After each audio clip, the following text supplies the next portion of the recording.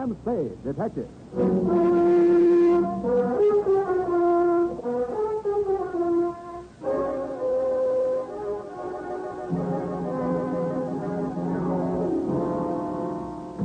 Since the world began, woman was meant for man.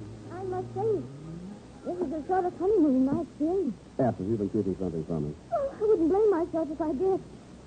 It isn't exactly telegraphed this part. Come on in, Angel, and I'll tell you as much about it as I think you should know. And what, may I ask, is a large parcel with a pink ribbon around it? Love letters, what else? Well, I must say, for a whirlpool romance. Whirlpool. I mean, writing all those letters. When did you find time to get acquainted? Stop pulling at that blouse. What's the matter? Does it itch? Now that your marital status is no longer quo, well, Sam, these little routines will marry you. Don't you think we should be a little more filtered with each other, yeah? In the hereafter? Then, perhaps, and not a minute before. To Sergeant Joseph Walsh, Bunko and Fugitive Detail, San Francisco Police. From you-know-who, license number 137596. Subject, the, easy as. Subject, the love letter caper, or how to be happily married, though single. The start of it was last Wednesday morning. I had just arisen, shaved, bathed, weighed myself in the bathroom scales, and decided on a breakfast of black coffee and rye crisps.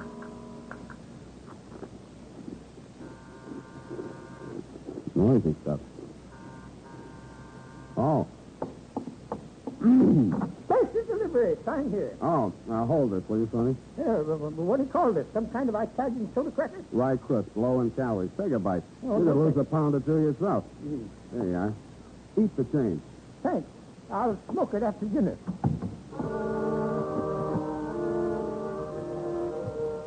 First thing that fell out of the envelope was a photograph, glamour type. It was inscribed, to Sam, body and soul, Ella. The letter was in the same tone of voice. Sam. Oh, Sam, my darling. Last night was so beautiful, but now my arms are empty and I'm filled with strange fears for the future. Unless I see you soon, I don't know how I can go on living. Come to me tonight, my darling. Wait until the house is dark. Then slip in through the west gate and I'll meet you beside the fountain. If you fail me, I don't know what I'll do. But I know you won't. All my love, forever. Ella.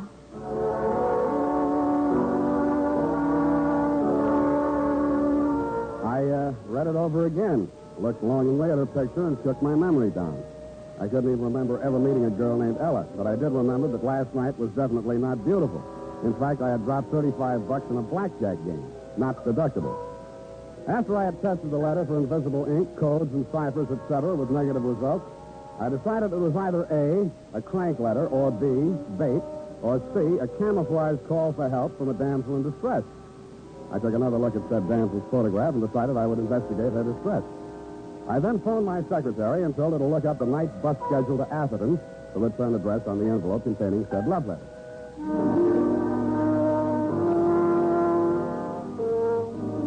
It was around 11 p.m., and the moon was just clearing the treetops behind the Comstock mansion when I slipped in at the west gate for the instructions in Ella's love letter and took a plant beside the aforementioned fountain. The house was in darkness, and I didn't see the ladder until the moon cleared the chimney pot. There was a girl climbing down the ladder from the second story, and she had a suitcase in her hand. As she reached the ground, she looked around anxiously, spotted me, and flew into my arms. Sam! Oh, Sam, my darling, you didn't fail me. Oh, my precious, hold me, never let me go. I love you. I love you, too, but now I'll look. explain it all later. We'll have to hurry. I think you suspected something. Who suspected Please, what? there isn't time. Come on. Oh, the watchman. We'll have to go out the back way. Come on. Come back here. Hey, you! Hey, hold it. Get down. No, let me go. We gotta get out of I here. said get down. Oh. Shut up. What's going on down there? Oh, a couple of prowlers with the Comstock. They had a ladder up to the second story, the hall window. But I scared them off. Oh, is that all? Well, let's have no more shooting. I'm tired of shooting. Come on. It's our last chance. If you look in that room, I love you. I love you. What room? Wait, in my room, of course. Where are you planning on going? Anyway, just so I get away from him, I love you. I love you. Who's him? My uncle, he's been holding me prisoner in that house. Oh, come I now. tell you, he's insane. He'll kill us both if we're caught, so please, come on. I went because, A, I don't like being shot at, and B, there was a wild possibility that she was indeed a fairy princess on the Lamb from the Dragon. I discounted half a B when we reached her getaway car. It was parked in the alley with a motor rental. When she insisted that I drive, I hesitated whether to head directly to police headquarters or mail her the stupid way. I was weak from being on a diet, so it was Hobson's choice, more familiarly known as Spade's folly.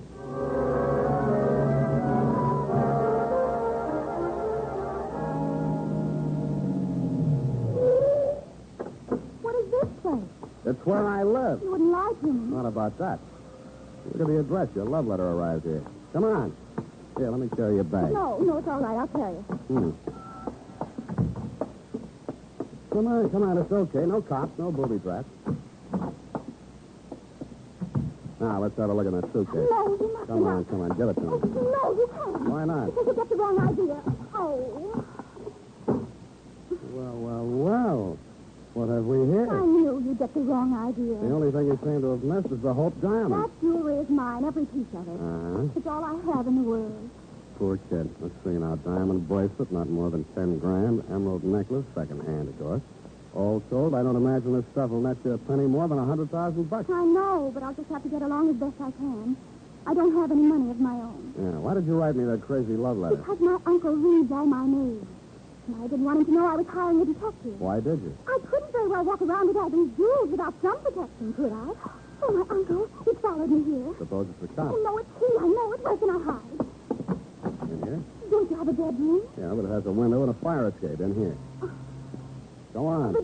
Go on. Spade, Yeah. I suppose she's told you about me. You were uncle? Oh, good heavens, no. I'm Stuart Mason. I'm her fiancé. Or was, till she ran away with you. Maybe you'd better step inside, Mr. Mason. Thank you. Sit down. I'd like to... No. I just brought a few things I'd like to leave for Ella. Here. This bundle of letters. Love letters to me. I suppose she'll want to destroy them. Now, wait a minute, Mr. Mason. Don't jump to any rash conclusions. I saw her come down the ladder. I saw her throw herself into your arms. Yeah, but... I can't blame her. I've been a coward. I told myself it was for her own sake that I discouraged her from escaping with me. But now I know that, well, it was at least partly fear for myself. But I might die as the others did. Yeah, but, what others? The men she's known. They've all died under mysterious circumstances, and didn't she warn you? Well, all she told me was that her uncle was insane and wouldn't let her out. Crazy like a fox. As long as she remains unmarried, he controls her money. $3 million of it. Uh-huh. Well, only the brave deserve the fair. Alas. If you'll just give her these letters and tell her that I... You, tell her yourself. Come on out, Ella. Stuart, why did you come here? Your letters, my dear. And I wish you every happiness. Stuart. You too, old man. Good night. Oh, Stuart, darling, I can explain everything. Don't try, my dear. Stuart, come back. Hey, Ella, your jewelry. Your love letters. Hey, We'll take care of those letters, Spade. Keep the gun on him, Riley. inside, you. Over there, sweetheart. What do you want? Mr. Spade, I've been aware for some time that you've been carrying on a surreptitious love affair with my niece. Look, Mr. What's Tim, Riley? Don't worry, Mr. Comstock. I advise you against trying to jump him, Spade. Why should I? You're both nuts, but not crazy enough to take a shot at me here. Try me and see. I wouldn't waste the energy. I haven't made a penny on this caper so far, and it doesn't look like I will. Ha! Not a penny, he says.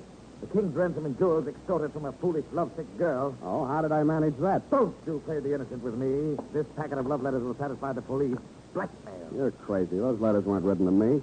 You deny that Ella has ever written you a letter? One too many. In fact, one. Well, how do you explain these? Darling Sam. Sam, my dearest one. What? Sam, my great, big, beautiful detective.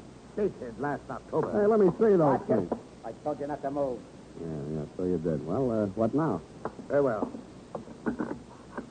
Give me the police department. Yes, it is. Hello? This is Hugo Comstock. I want to make a complaint. Blackmail. Oh. Hello. I want to... Yes, Sergeant. The name is Hugo Comstock, and I'm making this complaint on the behalf of my niece, Miss Ella Comstock. The name of the offender is Samuel Spade, a private detective. Huh? Oh, of course I'm sure. Yes, I'm holding him at his apartment now. The address is... Oh, you have it. Well, I'm not surprised. You better hurry over here. Right away. He's threatening violence. You really think you can make that stick? Mr. Spade, I'm sure I can.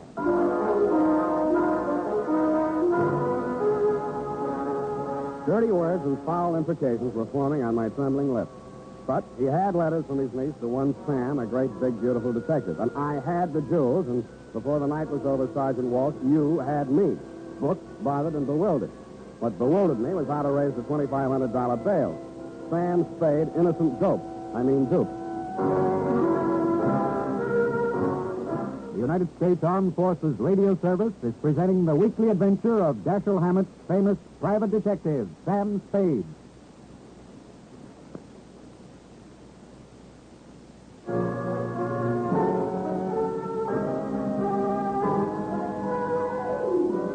Up the Times to my breakfast of rude prison fare. They didn't serve any rye crisp, but what they did serve was even less fattening.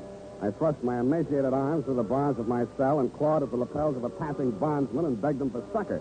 He says I didn't need any because I was it. I hurled him aside and sat down to think. About then, you, Sergeant Walsh, hove to in front of my cell. Okay, Sam, get moving. You're free. Gee, thanks. Who stood my bail? Great kidder, aren't you? Sergeant, am I to understand that the charges have been dropped? Get out of here. All right, I know when I'm not wanted. Mine not the reason why. And don't come back. Your inhospitable words cut me to the quick, Sergeant, but I bit my lip, swallowed my pride, very low calorie, and strode bravely out into the sunlight a free man. I thought, until I bought a newspaper. Right there on page 1, it said, Heiress reveals secret marriage to private detective. Blackmail charges against Sam Spade dropped. All a mistake, says Uncle. Next to the item was a picture of Ella leaning over a hot stove in my kitchen. It was captioned, Surprise bride prepares breakfast for incarcerated mate. We'll keep things hot for him, says Mrs. Spade. Sam, darling, you dressed it today. I'm on a diet. Take off that apron and sit I down. did it for your sake, Sam, darling. Wouldn't it have been simpler just to have dropped the Oh, charges? it wasn't difficult. The nicest man forged the license and the certificate for only $10. I know a guy who would have done it for $5 and thrown in some fingerprints for free, but that's not the point. Darling, don't you see? If you'd just gone free without being married to me, Uncle Hugo might have done something worse to you. Like kill you. Nuts. Who are these ex-admirers of yours who are supposed to have been knocked off by your uncle? Name 3. Well, there was Ralph Bettington. He died of vapor loss. Of what? It happened in the mountains. Something went wrong with his car, but they couldn't prove it because it blew up and burned after it went over the cliff. And then there was poor Freddie Poor. They called him the piggy bank suicide. Why? He found $5 worth of pennies in his stomach. Oh. And then there was poor Nicky Nato. He was a ballet dancer. That's enough. Now about those letters. Why was your friend Mason returning love letters you'd written to some detective named Well, Sam? that was just coincidence. He always went by his initials, you know, like GBS for George Bernard Shaw, SAM is for Stuart Andrew Mason. Stuart Andrew is his pen name. He writes detective stories. And the rest of the coincidence was that love letter you inadvertently mailed to Sam Spade Detective, thereby sending your uncle out gunning for Sam instead of SAM? What could I do after he read my diary and my confessions to myself about SAM? And the references to his brilliant mind on criminal subjects. You were a natural stand-in for SAM. Pronounced SAP. But I wasn't going through it, Sam. Not after I met you. Why not? Because the moment I saw you, I knew that all those things I'd said in that love letter were really true. Really? Last night was so beautiful? I think I must have dreamed of you. Exactly. Oh, Sam, darling, I'm so lost and frightened. You know. You don't know what my life has been. Oh, I can imagine. Boyfriend's dropping dead right and left. You're the only one who can stop it. If Uncle Hugo thinks we're really married and he can't use my money anymore, then he'll stop having accidents happen to people. Won't you please be my husband, Sam? Is that so much to ask after what I did to you? Yeah. Go on. You spring me out of that blackmail frame so I can help you compound a felony. But, Sam, what am I going to do? You forged the marriage, go forge a divorce. Where are you going? Back to jail. I'll see you there. Oh, dear me. Hit your foot, did it? Cast iron. Don't make them like that nowadays. My foot. Yes, your foot. I meant the strong box. Oh. Coming in or going out? I think I'll sit down for a minute. Oh, Sam, you poor dear boy. Here, let me take off your shoes so it can swell if it wants. Get away from me. I only wanted to help. I love you. Well, I don't love you anymore. Oh, first little fat, is it? Who is this guy? Hi, Sam. I'm sorry. This is Curtin. You can say that again. Curtin. Harwood L. Curtin. L. for Lacey. Attorney at law. I represent the estate of the late Gertrude Comstock, Ella's mother. You, Mr. Spade, have married into, shall we say, money. Look, Curtis, it's time to raise the blinds on a couple of things. In the first place... Please. As you know, Ella, your grandfather, the late Commodore Ezra Comstock, left his fortune to be divided equally between his legitimate heirs, that is, your mother and your Uncle Hugo. Upon your mother's death, the residue of her part of the estate was left to be administered by your Uncle Hugo as he saw fit until your marriage, at which time it should go to you. Well, where is it? Yeah. All in good legal time. First, here is this old strong box. I mean, strong box. Containing family mementos handed down to you from your grandmother. It was your mother's wish that this be delivered into your hands upon this auspicious occasion. Here is the key, in addition to which I leave with you both my best wishes for your future happiness. Good day. Mr. Spade, I shall forward along to you the statement of my fees for services in this city. Wait a minute. Who's paying my fee? No more questions, please. Good day. Well, I guess we might as well open it. Oh, I'm sleepy. Oh, no. Let's see what's in here. All right. Look. It didn't take long to go through Grandma Comstock's mementos, and I got more and more wide awake as we went along. The strong box contains 4 items: a teapot, a bundle of letters, a photograph album, and a family skeleton. The letters were love letters from one Elmo Pinckney. There was a tin type that said Pinckney in the album. He was a dead ringer for Uncle Hugo, which might have been a coincidence, but wasn't. I started scanning through the love letters. Find any money yet? Huh? Well, there's a Confederate 10 spot. I'll let you know if I hit any pay dirt. Well, at least he left me a pot to make tea in. What? But if there wasn't any money, why wouldn't Uncle Hugo let me get married? Now, look, why don't you go and wash out that pot and make some tea, huh? Probably leaked. Oh, something in it. Hmm? No money. His grandmother's marriage certificate and Mother's and Uncle Hugo's birth certificate. Let's see those. Oh, it's cracked. I might have known. I wonder who that is. That will be your Uncle Hugo. Well, that doesn't need to worry us anymore, does it? Yeah, put these things back in the teapot and put the teapot on the mantelpiece. But it's cracked. So am I, so do it anyway. Come right in, Uncle Hugo. You too, Cousin Riley, you fool. Very funny. Now, don't be silly, Riley. Ella, accept your poor old uncle's blessing on this happy occasion. I don't want your blessing, Uncle Hugo. You're a mean old man, and you killed all my fiancés. Well, it appears that Mr. Curtins has already brought you a legacy. I believe I recognize your grandmother's strongbox. Mementos of a strange romantic chapter in the history of a great family, Mr. Spade.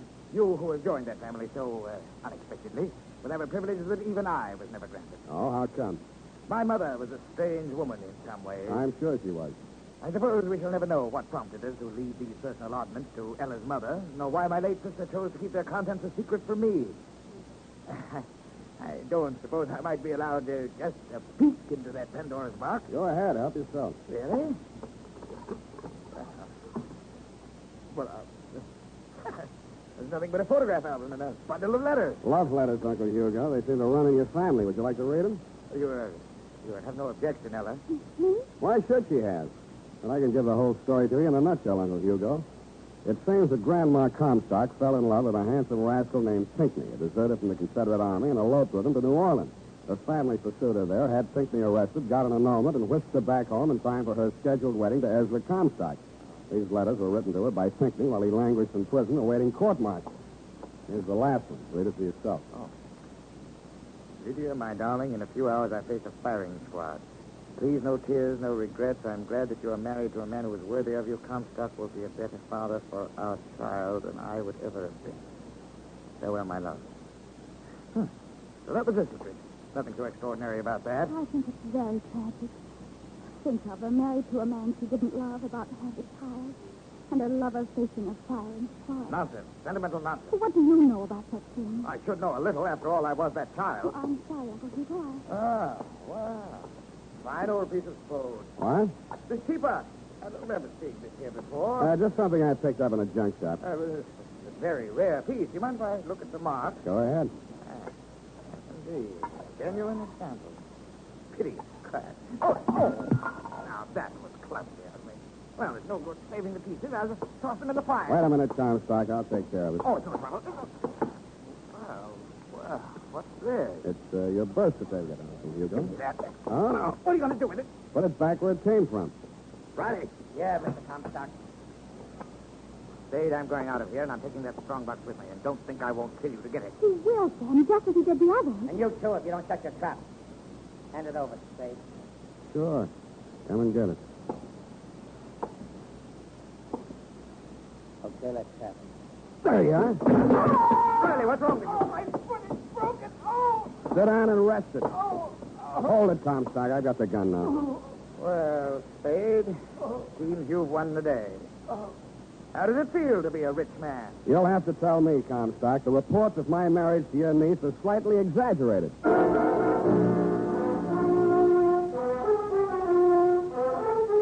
And that's about it, Sergeant. I'm sorry I can't furnish you with the forged papers Ella used to back up that phony story of her marriage to me. A fire broke out in the wastebasket, and I accidentally dropped them into it. As for Comstock and his Gunsel Riley, I will gladly press charges against them on the blackmail frame until homicide decides whether there's a case against him on the mysterious deaths of Ella's previous fiancé. Period. End of report. But, Sam, why? Why, what, Ed? Did you want that old crack teapot? Well, because Grandmother's love letters plus the documents on that teapot prove that Hugo was not a Comstock, but a Pinckney, and hence not entitled to one red penny of the Comstock fortune, which was left, if you recall, to Grandpa's legitimate heir. Well, who was?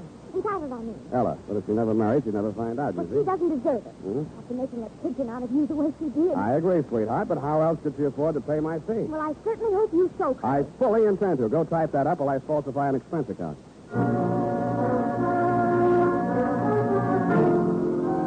Well, here you go, Sam. Did you finish yours? No, still a couple of fingers in there. Break out another glass. No, I meant the expense account. Oh, that. Well, it was nothing much, just bus fare. Free breakfast in the Pokies? No, that was fine. Well, I took the liberty, Sam, of drawing up a statement. Did you look it over? Yeah? New letterhead. Well, it's only a sample I had done. Huh? Pending your approval. Do you? Well, yes, very classy. I like the coat of arms, but I'm not quite sure about the motto. Oh, but, Sam, you are the greatest private detective of them all. Well, you know that, Effie. And then, for an extra $100, we could have it printed in Raby ink. In what? Luminous ink, Sam. Shines in the dark. Even as you and I. Oh, Sam.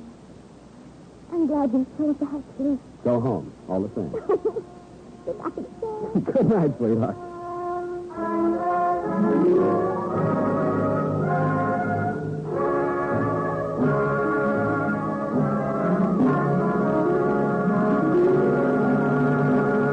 The Adventures of Sam Spade, Dashiell Hammett's famous private detective, are produced and directed by William Steer. Sam Spade is played by Howard Duff. Lorene Tuttle is Effie.